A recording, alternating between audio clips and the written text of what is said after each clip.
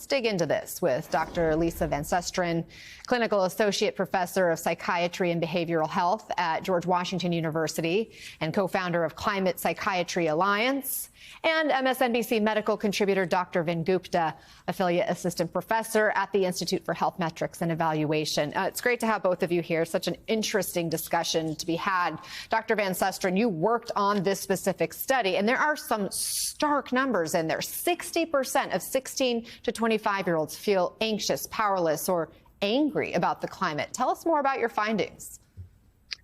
Well, this survey really shows something that we as professionals have been seeing now for many years. And the statistics are confirming, corroborating what we've been seeing.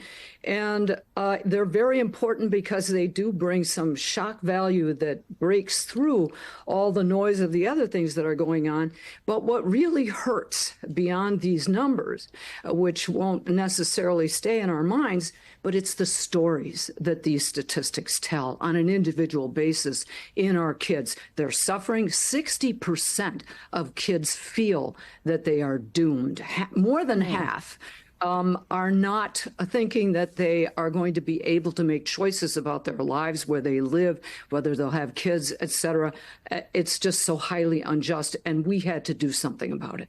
Dr. Gupta, you and I have talked about the physical impacts of environmental changes, but when we're talking about the connection between climate and mental health, how do you see it? Yeah, I'm delighted and so thankful to Dr. Van Susteren and her team for putting the study out there. Because, Anna, to your point, what we've talked about is the physiologic impacts to your heart, to your lungs, the air you breathe, the heat you feel, but there's the mental health impacts. And there's a silver lining here from this study that hopefully as we move to a new generation of leaders, that there's going to be more political consensus. This is not a partisan issue for younger generations. These feelings that the study elicited, anxiety, irritability, frankly, impacts on mood, increased rates of depression.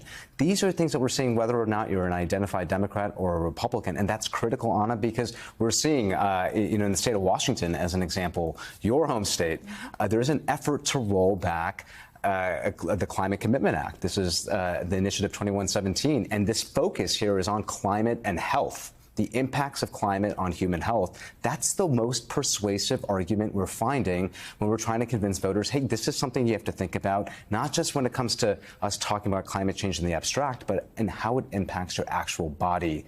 And that's what's really resonating with people. We need to talk more about this. Yeah, the psychology piece, I guess. Is it because a lot of young people feel so powerless and there's so much uncertainty? To some extent. And here we're seeing an older demographic of leaders vociferously disagree on whether climate change is real or not. And that makes a lot of people in younger demographics feel powerless. It concerns me that a lot of people say they don't want to end up having a family because of what they're seeing all around them. And so those impacts, especially heat, Phoenix just had 3 straight weeks of record-breaking heat every single day from, I think, the middle of September until yesterday. That is having direct impacts on mood, irritability. But as we're seeing now, it's actually having durable impacts on mental health.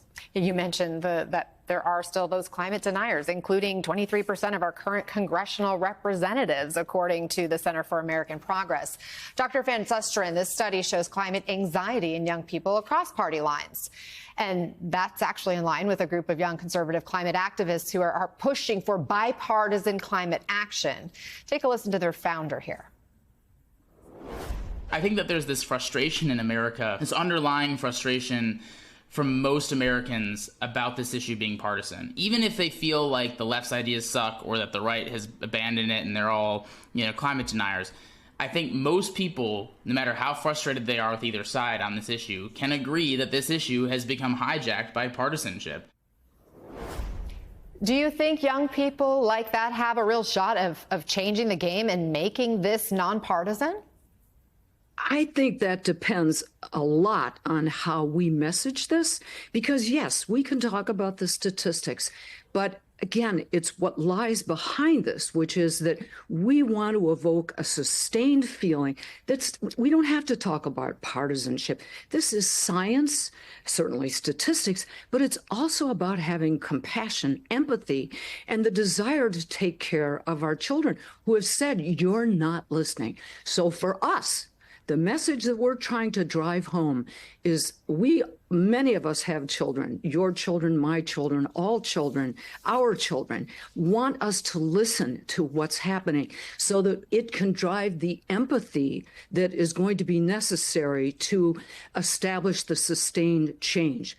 Because we cannot talk about this in a partisan way. It isn't a partisan issue. It's about taking care of our children who are suffering. And I'll say one thing, and also that is very positive, is I have seen when parents feel their children are threatened, they can be unstoppable.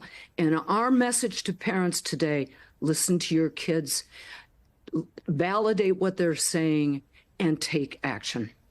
I love that. That's such a powerful way to end this. Thank you so much, Dr. Lisa Van Susteren and Dr. Van Gupta. So great to have this conversation with both of you.